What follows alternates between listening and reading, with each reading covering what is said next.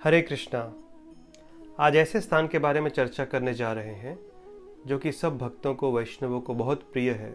और उस स्थान पर श्रीमती राधा रानी का जन्म हुआ। उस स्थान का नाम है रावल। हिमालय की पुत्री बनी पार्वती।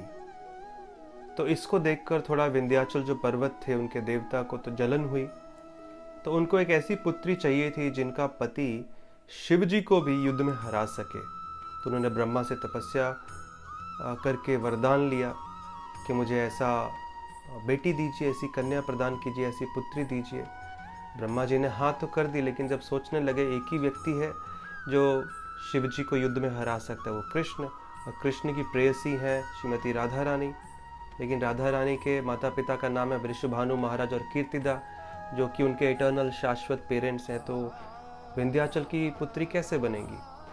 तो ऐसा सोचकर दुविधा में उन्होंने राधा रानी की तपस्या की। राधा रानी प्रसन्न हुई, कही आप चिंता मत करो, मैं आपके वरदान का मान रखूंगी। और आगे चलकर विंध्याचल पर्वत के यहाँ 2 पुत्रियों का जन्म हुआ। तो उसी समय कृष्ण का भी कुछ दिन पहले जन्म हुआ था। तो कंस ने पूतना को भेज रखा था सब बच्चों को मारने के लिए। जब वो सब बच्चों को ढूंढती ढूंढती इधर उधर घूम रही थी, उसकी नज़र इन 2 बच्चियों पर पड़ी विंध्याचल पर्वत पर। और उसने अपनी शक्ति से इन दोनों बच्चियों को उठा लिया और आकाश मार्ग से उड़ने लगी। तो विंध्याचल पर्वत उस समय ब्राह्मणों के द्वारा यज्ञ करवा रहे थे, उनकी पुत्रियों का जन्म हुआ। उन्होंने उसी समय ब्राह्मणों से कहा कि पूतना को मारने के लिए मंत्रों का उच्चारण कीजिए। मंत्रों में बहुत शक्ति होती है, एक जगह बैठकर व्यक्ति कुछ भी हासिल कर सकता है अपना मकसद। तो ब्राह्मणों ने पूतना के नाम की आहुति डालना शुरू की।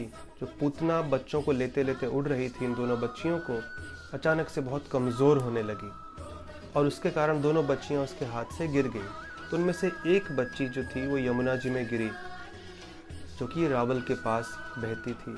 और उसी समय वृषभानु महाराज, जो पहले ही इस जगत में आ चुके थे और जिनकी कोई संतान नहीं थी, उस समय वहाँ स्नान कर रहे थे।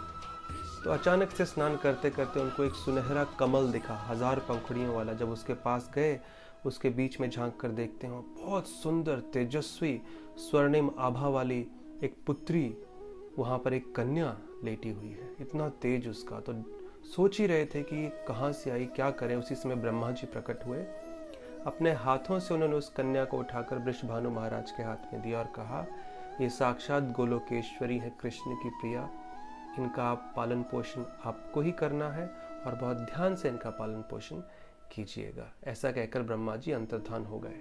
और उस बच्ची को लेकर वृषभानु महाराज घर में आ गए। लेकिन एक दिक्कत थी, ना वो बच्ची किसी को देखती थी, आंख बंद थी, ना सुनती थी, ना कुछ बोलती थी। तो इससे माता पिता को बहुत दुख हुआ। नारद मुनि ढूंढते ढूंढते कि कृष्ण का जन्म हुआ है, राधा रानी अवश्य आई होंगी। सब जगह घूमने के बाद इनके घर में पहुंचे। तो उन्होंने पूछा कि आपके यहाँ कोई संतान है? उन्होंने उनके छोटे भाई श्रीदामा को लाकर दिखा दिए। उनका भी उसी समय थोड़े समय बाद जन्म हुआ था। तो नारद मुनि ने कहा, आपकी कोई और भी संतान है? उन्होंने कहा, है तो सही, लेकिन वह ना कोई देखती है, ना बोलती है, ना सुनती है। तो नारद मुनि कहते हैं, मुझे इस बच्ची के साथ थोड़ा समय बिताने दीजिए। नारद मुनि जब अंदर गए, देखते ही समझ गए तो साक्षात राधा रानी है। उन्होंने कृष्ण के नामों का गुणगान शुरू कर दिया। तो राधा रानी जो छोटी बच्ची थी, अचानक से अपने असली एक कन्या के रूप में, 15 साल की कन्या के रूप में वहाँ प्रकट हो गई। अपनी सखियों के साथ नारद मुनि को वरदान दिया और उसके बाद उनको कुछ उपदेश देके फिर से कन्या बन गई। नारद मुनि ने उनके माता पिता को बताया, आप चिंता मत कीजिए, सही समय आने पर ये बच्ची बोलेगी भी, सुनेगी भी और सबको देखेगी भी। और जब राधा रानी के जन्मोत्सव का समय आया, कृष्ण के माता पिता को न्योता दिया गया। कृष्ण का भी जन्म कुछ दिन पहले हुआ था। और कृष्ण जब आए, वो तो सब जानते हैं, चाहे बच्चे का अभिनय कर रहे हैं, लीला कर रहे हैं। तो यशोदा माई की गोद से फिसलकर इस कमरे में पहुंच गए, वृषभानु महाराज के घर में। और घुटनों के बल रेंगते रेंगते वो इस पालने पर पहुंचे और किसी तरह से बड़ी मुश्किल से खड़े हुए और अपना सुंदर मुख कमल, अपना चेहरा लाकर राधा रानी के चेहरे के सामने रख दिया। तो राधा रानी समझ गई, भले ही वो छोटी बच्ची हैं, लेकिन वो भी साक्षात भगवान की शक्ति हैं कि अभी कृष्ण का चेहरा उनके सामने है। सुगंध से समझ गई। तो उस समय राधा रानी ने पहली बार अपने कमल के समान सुंदर, करुणामयी, करुणा से भरे हुए नेत्र खोले और कृष्ण को देखकर खुशी के मारे रोने लगी। तो सब के सब लोग दौड़े चले आए और बहुत प्रसन्न हुए कि आखिरकार उनकी जो बच्ची है वृषभानु महाराज की, उसने नेत्र खोल दिए और सबको देखकर बातचीत भी करने के लिए तैयार है। उसके मुख से आवाज़ आ रही है, वो सुन सकती है। तो इस प्रकार से जो जन्मोत्सव था, उसका जो उत्साह था, आनंद करोड़ों गुना ज़्यादा बढ़ गया। तो ये है श्रीमती राधा रानी के जन्म की कथा। और ये सब हुआ इस रावल क्षेत्र में, रावल धाम में, जो कि गोकुल से 5 किलोमीटर की दूरी पर है। जहाँ भी कृष्ण होंगे आसपास राधा रानी अवश्य होंगी, और जहाँ राधा रानी होती हैं कृष्ण अवश्य होते हैं।